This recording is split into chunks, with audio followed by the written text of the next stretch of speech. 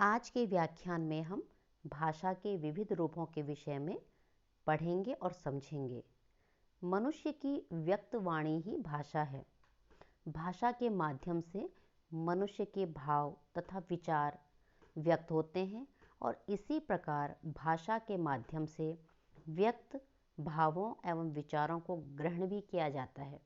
इससे स्पष्ट होता है कि भाषा सामाजिक मनुष्यों के बीच भावों तथा विचारों के पारस्परिक आदान प्रदान का एक माध्यम है। भाषा के विविध रूपों के अंतर्गत हम पढ़ेंगे बोली। जब कोई भाषा काफ़ी बड़े भूभाग में बोली जाती है तो उसके कुछ क्षेत्रीय रूप विकसित हो जाते हैं, जिसे हम बोली कहते हैं। कोई भी बोली विकसित होकर भाषा का रूप ग्रहण कर सकती है। बोलियों का साहित्य लोकगीत, लोक कथाओं आदि के रूप में मिलता है और हिंदी जिसे हम बोलते या लिखते हैं वह भी एक समय में बोली थी।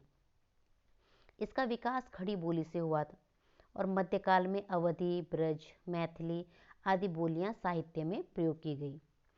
तो बोली की भाषा का सीमित प्रयोग वाला क्षेत्रीय रूप माना जा सकता है और आमतौर पर बोली का स्वरूप मानक नहीं होता, जबकि भाषा का स्वरूप मानक होता है। और बोली का अधिकांश साहित्य मौखिक होता है, जबकि भाषा का साहित्य लिखित होता है। दूसरा है राष्ट्रभाषा।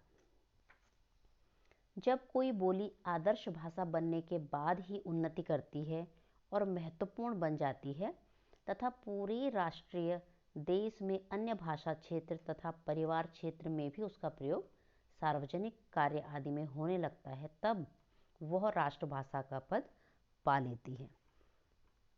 राष्ट्रभाषा अर्थात राष्ट्र की भाषा, राष्ट्र में बोली जाने वाली भाषा। किंतु भारत जैसे राष्ट्र में तो अनेक भाषाएं बोली जाती हैं, अतः सभी भाषाएं राष्ट्रभाषा का पद प्राप्त नहीं कर सकती हैं। अतः यह निर्णय कैसे लिया जाए कि हिंदी को ही राष्ट्रभाषा माना गया।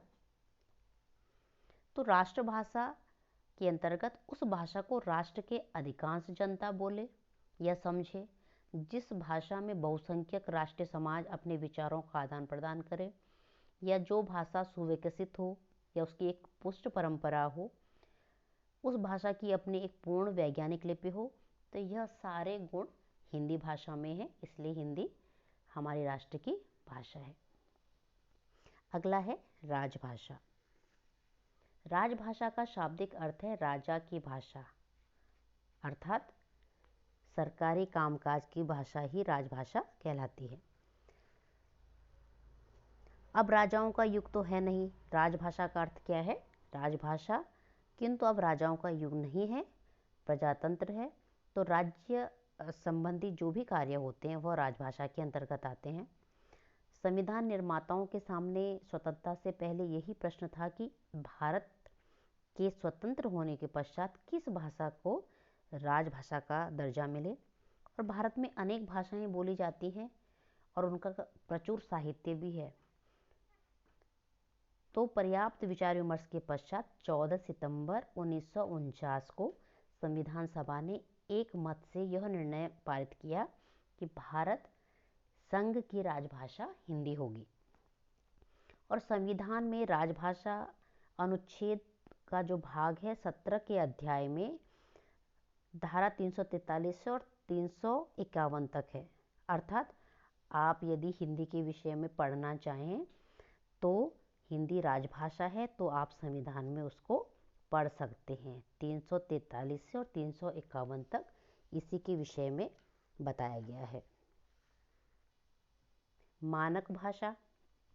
कोई भी भाषा जब विकसित होती है तो उस पर विभिन्न बोलियों और उपभाषाओं का प्रभाव पड़ता है।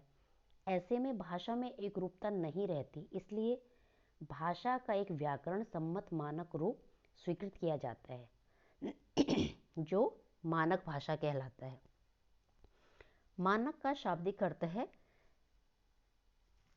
हिंदी में इसके लिए शुद्ध, उच्च, परिनिष्ठित आदि शब्द भी प्रचलित हैं। मानक भाषा किसी भाषा के उस रूप को कहते हैं जो उस भाषा के पूरे क्षेत्र में जो शुद्ध माना जाता है, जिसे उस प्रदेश का शिक्षित तथा शिष्ट समाज अपनी भाषा का आदर्श रूप मानता है और प्रायः सभी औपचारिक परिस्थितियों में भी लेखन में, प्रशासन में और शिक्षा के माध्यम में उसका प्रयोग करता है।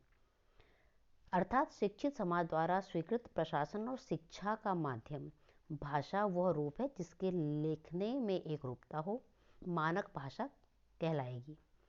भाषा के लिखित रूप को मानकता प्रदान करता है व्याकरण। व्याकरण का ज्ञान भाषा के शुद्ध लेखन में सहायक होता है। इसलिए द्विवेदी युग में जब हिंदी के मानकीकरण की प्रक्रिया व्याकरण के विषय में चल रही थी, तो तब हिंदी की मूल प्रकृति जो संस्कृत से जुड़ी हुई थी, उस पर भी विचार किया गया। अर्थात हिंदी का व्याकरण लिखने की चेष्टा की गई और द्विवेदी युग में हिंदी को उसका परिनिष्ठित रूप मिला, तो इस प्रकार वह मानक भाषा कहलाई। तो इस प्रकार आज हमने भाषा के विविध रूपों को जाना और समझा।